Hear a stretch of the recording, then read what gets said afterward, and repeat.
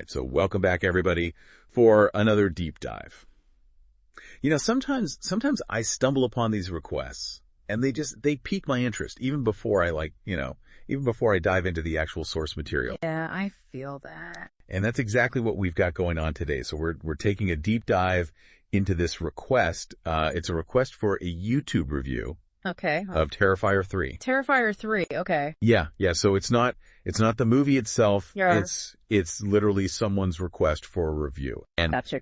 I know that might sound kind of strange, but trust me, we can unpack this and squeeze out some pretty interesting insights, not just about the movie itself, Terrifier 3, but also about horror fans in general and, kind of like the whole art of reviewing these days. Yeah. I mean, you can tell a lot about a person by what they request, especially something as, I don't know, kind of niche as like a YouTube review for a horror film, right? Like there's a lot you can read into that. Yeah.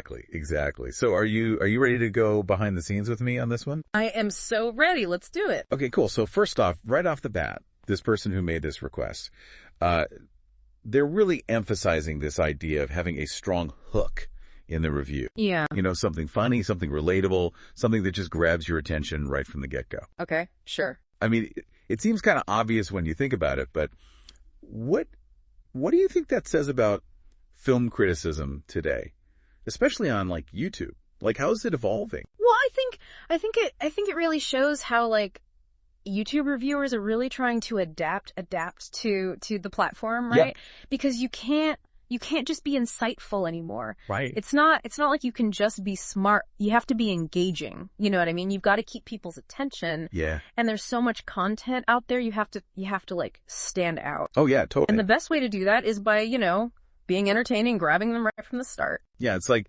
the review itself needs a jump scare. Yeah. Exactly. To pull you in. It's gotta have that energy, that immediacy. Yeah. It's true. Okay, but then the request gets into, kind of the meat and potatoes of the review. Right. They're asking for, like best moments, standout performances, twists. Yeah, the classic stuff. The good stuff, the stuff you kind of expect in a review, right? Yeah, pretty standard, right. But I think there's something interesting going on underneath that. Really? What do you think about it? Even with these B movies, Uh-huh. these like intentionally cheesy horror flicks, Right. reviewers are still looking for things to praise. They're trying to find those like diamonds in the rough. Right. Which honestly makes the review more credible. I guess it does. You're not just like mindlessly praising everything or trashing everything. Yeah. You're showing you can, appreciate the good and the bad. Nuance. The nuances. Yeah. Even in a movie like Terrifier 3, which, from what I hear, it's pretty gory. It's over the top. Cool. And this request specifically mentions that, by the way. Oh, right. Yeah. They want the reviewer to kind of poke fun at the cheesy elements. Yes. Exactly. So what do you make of that? Do you think Terrifier 3 is intentionally leaning into the cheese? Like, is it trying to be over the top on purpose? I think it might be. Yeah, it might be. Okay. And this request for humor could be a sign that Terrifier 3 is embracing what we call camp. Camp, yeah. It's like this whole style, this over-the-top style, it's often found in like cult horror films. Oh, okay. Where they know it's bad, but they just go for it, They look reveling in it. Exactly. Like they're just having fun with it, Right, sure. Like Evil Dead 2 or Reanimator, they just go for it. Yeah, they push the boundaries. They push it and it's awesome. So bad it's good. Yeah, exactly. Okay.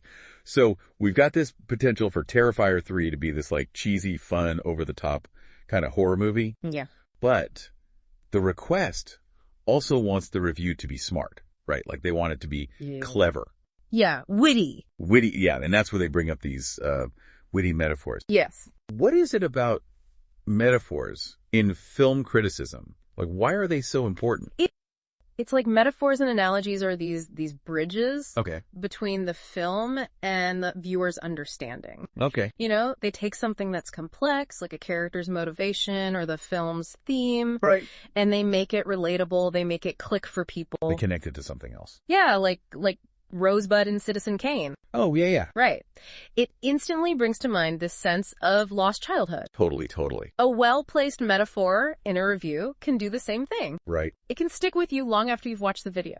I'm actually super intrigued by this whole thing about witty metaphors. It got me thinking, are there any reviewers out there who are known for using really killer metaphors? Like, do you have any in mind? Oh, tons. Absolutely tons. Whatever. Really? Yeah, you have like Red Letter Media. Oh, yeah, yeah. Like their Mr. Plinkett reviews. They're legendary Yeah. for these like bizarre, often hilarious metaphors. Right, they go all out. Yeah. Or someone like Patrick H. Willems, he uses a lot of like visual metaphors in his essays. Yeah. So I wouldn't be surprised if this request was kind of inspired by those kinds of reviewers. Makes sense. Yeah. Okay, last but not least, this person wants to know who the film is like best suited for, basically who should watch Terrifier 3 and who should probably skip it. Yeah, the target audience. Yeah.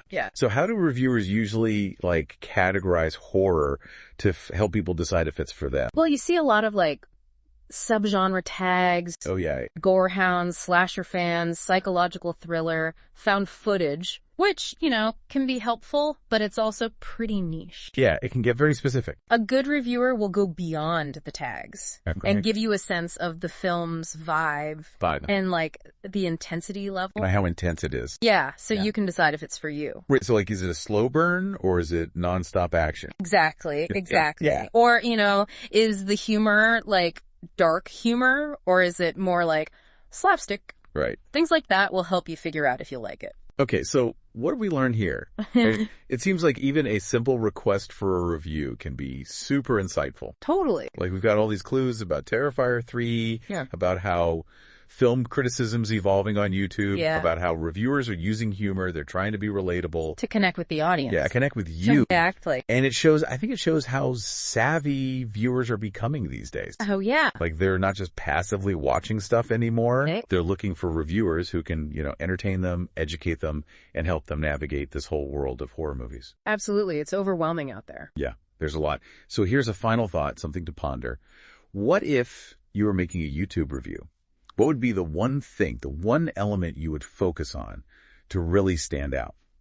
Would it be the humor? Would it be the metaphors? Or something else entirely?